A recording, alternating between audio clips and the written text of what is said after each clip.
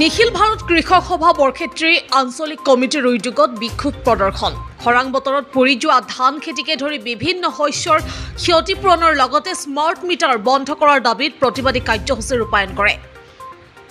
মুকালমুৱাৰ মুকলি মঞ্চৰ পৰা ওলোৱা প্ৰতিবাদী সমদলটোৱে খৰাঙত ক্ষতিগ্ৰস্ত হোৱা কৃষকক উপযুক্ত ক্ষতিপূৰণ দিয়ক, ৰবি শস্যৰ খেতিৰ বাবে কৃষকক বিনামূলীয়াকৈ মাটি সহায় দি সাৰ বীজ আদি যোগান ধৰক, খেতিপথাৰত জলসিঞ্চনৰ ব্যৱস্থা কৰক, অত্যাৱশ্যকীয় সামগ্ৰীৰ দাম বৃদ্ধি ৰোধ কৰক, গ্ৰাহকক লুণ্ঠন কৰা স্মাৰ্ট মিটাৰ প্ৰত্যাহাৰ কৰক আদি শ্লোগান দি বৰক্ষেত্ৰীৰ আকাশ বতাহ মুখৰিত কৰি তোলে।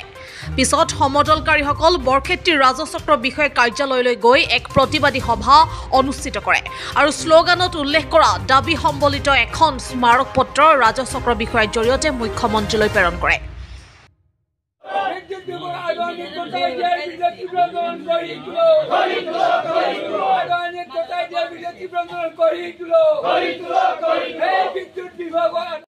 নিখিল ভাৰত কৃষক সভাৰ গোটেই অসমৰ আজি খৰাং পীড়িত আজি গোটেই অসমৰ কৃষকৰ ধান পুৰি চাৰখাৰ হৈ গৈছে।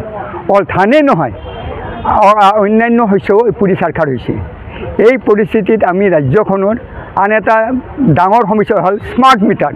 এই স্মাৰ্ট মিটাৰে আমাৰ সৰ্বসাধাৰণ ৰাইজক জ্বলাবলৈ বিল দিব পৰা নাই। 1800 পৰ্যন্ত বিল আহিছে এক মাহত।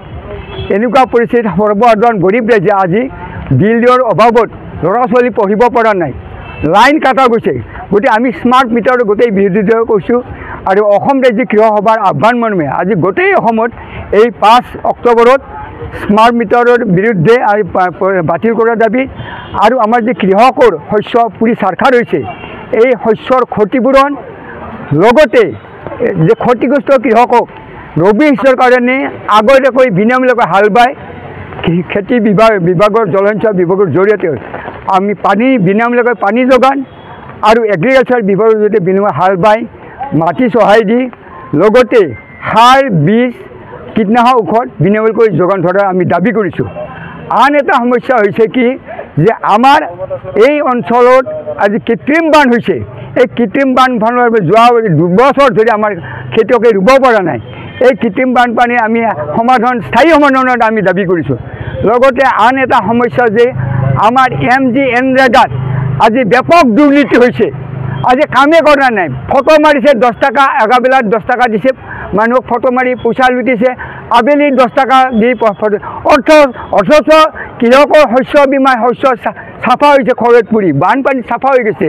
আমি সেই কৃষকক আমি MGNREGAত আমি দীৰ্ঘদিনৰ কাম দিয়াৰ কাৰণে আমি দাবী কৰিছোঁ যাতে কৃষকসকল বানত ক্ষতিগ্ৰস্ত কৃষকসকল খৰাঙত ক্ষতিগ্ৰস্ত কৃষকসকল আজি জীয়াই থাকিব পাৰে, তেওঁলোকক আমি কাম দিয়াৰ কথা কৈছোঁ MGNREGAত। এইখিনি আজি মূল দাবী আমাৰ। আজি আমাৰ SDCৰ জৰিয়তে আমি মাননীয় মুখ্যমন্ত্ৰী আমি স্মাৰক পত্ৰ আমি প্ৰদান কৰিছোঁ, অসমৰ মুখ্যমন্ত্ৰী।